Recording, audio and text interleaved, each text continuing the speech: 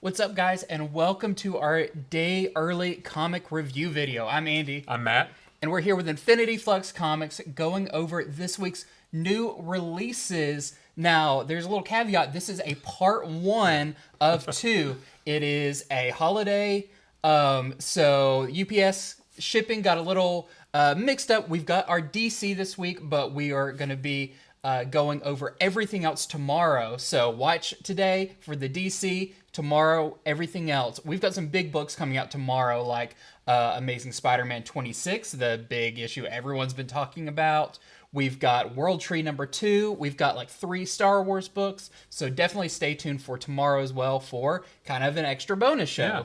Lucky you, right? Lucky you. Yeah, and it's a strange week, too, because we only have our DC books, and there's only really 3 DC books out this week. So it was a perfect storm of craziness. But we didn't want to leave you without some stuff to listen to and get you informed when you go into your store tomorrow. So let's start out with our first book. Yeah, so we are going to start with Detective Comics number 1072. This is written by Ron V. There's also a backup story written by Dan Waters. The art in the main story is from Ivan Reis, and the art in the backup story is from Stefano Raphael. This is a continuation of the Gotham Nocturne storyline. Still not finished yet. It doesn't wrap up in this issue, but things are starting to come to a head. There's actually quite a bit more action in this than there have been in the last few issues. So in this issue, we have the grand opening of the Orgham Place, which, you know, the Orghams are this very well-to-do family that have ties to old Gotham. They're opening this whole big new high-rise in Gotham, and the entire city is gathered around to watch. But they've also placed bombs around the city. So it's awesome that they have this new building, but it sucks that they're going to blow up the city. But so Batman, Nightwing, Cassandra Cain, you've got Oracle in there. They're trying to track down these bombs. But they also have to deal with these monstrous creatures known as Asmers. So they've got 2 different obstacles that they have to overcome. So still, if you've been reading this, you definitely don't want to pass this up because, like I said, things are definitely coming to a head. It's all heading towards a showdown with Batman and the Orghams. And then there is a backup story featuring the younger days of Arzon, who is sort of the head of this family right now. We see him when he's a child. So we get a little bit more of his backstory as well. So this is our A cover here, and this whole storyline has had this theme. And then we have this cover by the one and only Kelly Jones. And then we have this cover by Mike Perkins. Batman is crying blood, I guess. And then we have this 1 in 25 by Furama. Very nice. They all have very dark covers. They do, It's been a yeah. very dark story. Yeah. Very gothic feeling. Absolutely. Okay, next up is one of the big books out this week is Power Girl Special #1. This is a one-shot. If you've been reading Action Comics since it's kind of not relaunched, but kind of Since the Dawn of DC started, started, really. Yeah, Power Girl has had a backup story where, because of Lazarus Planet, she has a new ability, which is a telepathy ability, but also allows her to kind of go inside people's minds, and she was using it with the character Omen to kind of help certain heroes work through some issues and kind of uncover some hidden demons that were in there. Well, that story kind of all comes to a head in this issue. This is a little bit of an oversized issue, but it also has a backup story in it. But the main story is about Power Girl. She is going up against Johnny Sorrow, who's been kind of the villain behind the scenes this whole time, who he almost reminds me of Psycho Pirate. He can kind of mess with people's emotions and that kind of thing. Yeah. So in this, Power Girl's having to deal with him, but all the while he actually has his own kind of 4 horsemen. He calls them his horsemen, characters that are out in the world who are spreading these different feelings around. So he has the character The Pendulum, the poet, nice. and the piper. And they all have kind of a unique thing that they do to people. I think the pit makes people very aggressive.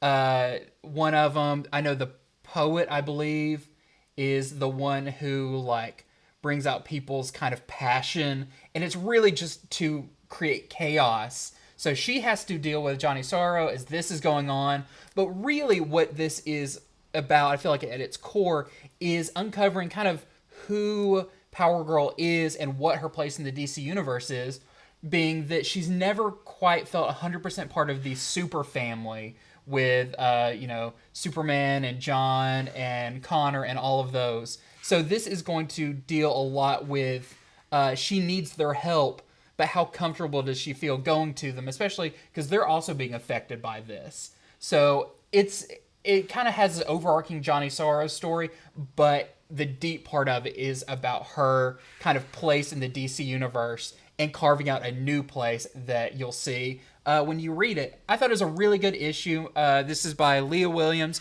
and Marguerite Sauvage doing the art.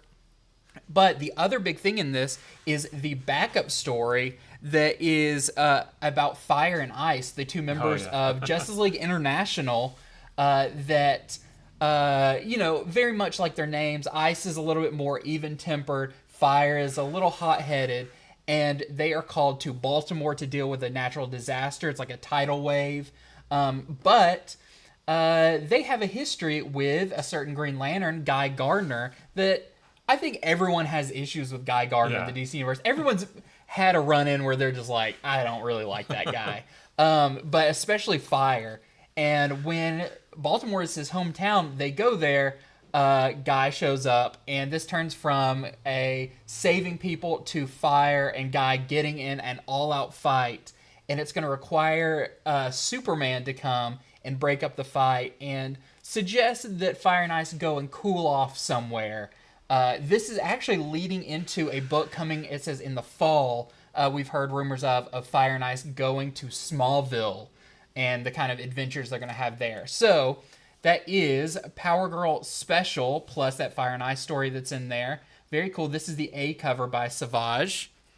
But you've got some fantastic variant covers for this one as well.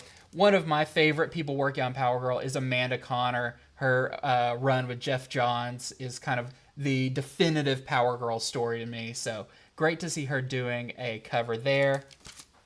We also have this fantastic Art Germ variant, probably one of our most ordered covers this week. Really nice Art Germ one there.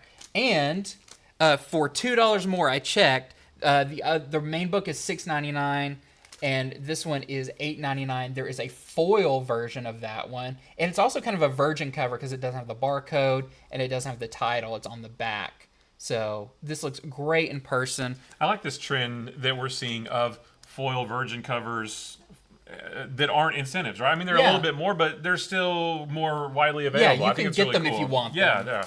Yeah. We also had this great David Nakayama cover that kind of covers everything that's in this book. Yeah. Got Power Girl and Fire and Ice on there.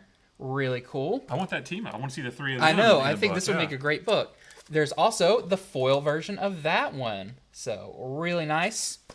We also have some incentives. We have a 1 in 50 by the artist Tenfold, with Power Girl looking very cool with her shades on. We're selling this for $40. And we have a 1 in 25 Lotte variant that we are selling for $20. And that brings up a great thing. You can head over to our website at infinityflux.net and pick up your copy of Power Girl or Detective or whatever comes out this week right now. And if you pre-order a book, you subscribe to it, you get 10% off. So that's at infinityflux.net. Definitely go check it out. Absolutely. So our last DC book that we have this week is the 2023 DC Pride. This is the A cover here. So, you're probably familiar with these books. These are always anthology books featuring several different characters from several different creative teams. And this is a big book. Like, this is, I don't know if you can really see how thick that is, but there is a lot of stories. I think it's square bound, isn't it? It's square bound. And I feel like it's bigger than some of the other ones have been. I might be wrong, but this was a really big book. A lot of stories. I thought I would run down who the characters are and who the creative teams are, so you can figure out which ones are your favorites. The first one though is written by Grant Morrison, and it feels very Grant Morrison. It takes place on Earth 36, so very alternate Earth counterparts of some characters like Flashlight, who's sort of an alternate Green Lantern, and then Red Racer and the Justice Nine. The Grant Morrison writer, Hayden Sherman, is the artist on that. We've got a story featuring Harley and Poison Ivy and Crushed. It's really fun. Written by Leah Williams with art by Paulina Ganusho. There's a Tim Drake and a Connor Hawk story from Nadia Shamans and Bruca Jones. We've got a Circuit Breaker. A lot of people were really excited when Circuit Breaker popped up in Lazarus Planet. Yeah. We haven't seen him in a while, but he's back in this with Jess Chambers, written and drawn by A.L. Kaplan. We've got a Midnighter and Apollo story. That one's from Josh Trujillo and Don Aguilo. We've got a Xanth, the new character from Spirit World. They just premiered, I think, a week or two ago in their own book. So Xanth and Batwoman from Jeremy Holt and Andrew Drillin. There is a story with Natasha Irons, Steele's niece, and Queen Nubia together that is written and drawn by Mildred Lewis. There's a really cool story that I liked featuring Catman and Ghostmaker. Like, when have we seen Catman last? I love Catman. He's a great character, yeah. And this is a cool story because they're fighting these couple guys on a rooftop, but they liken it to sort of a dance, and they're talking about the choreography and everything. It's really cool. So that one's written by Rex Ogle with art by Steven Sadowski. There's a story featuring John Kent and Constantine from Christopher Cantwell and Skylar Patridge. And the last story is really cool. It's about Dreamer, written by Nicole Maines, who played Dreamer on the Supergirl TV show, with art by Rye Hickman. And that story, it's a pretty short one, but it leads into the upcoming young adult graphic novel called Bad Dream, a Dreamer story. So they're giving you a little taste of what to expect in a larger story to come. So whole bunch of stories in this, whole lot of really cool characters and great creative teams. So this is our A cover here featuring some of those characters. We have a few variants as well. This is from Gabrielle Piccolo, sort of a scrapbook looking cover there. There is a very I love this one. Yeah, a very Vogue looking cover. This is from Oscar Vega. It's like they actually got invited to the Hellfire Gala. That's right. That's what they would all wear. That is right. Yeah, they're in very their crossover they're very event. chic. And then a really nice one featuring Harley and Ivy from Jen Bartel. That one, and this one is, I like this one because it has this sort of the gold around it, and up here it's foil. Oh. So you can't really tell it there, but it makes it look very, very nice, almost like a holiday greeting card or something, but really well done. So I like that one a lot. Well, those were the DC books this week that we could go over. Like we said, this is a part 1 of 2 because we'll be going over all the other books. Like we said, there's some big ones. Amazing Spider-Man 26, World Tree, Star Wars, Teenage Mutant Ninja Turtles, Saturday Morning Adventure continues. So just so much more stuff that you'll want to check out tomorrow on the channel. But definitely like, subscribe so you don't miss that. And yeah. Thank you for checking in, Matt. And I know it was a lot of reading this week. I'm glad you carved out some time to cover everything. It was overwhelming. But thank you so much for watching. And until tomorrow. Part 2. For part 2. See ya.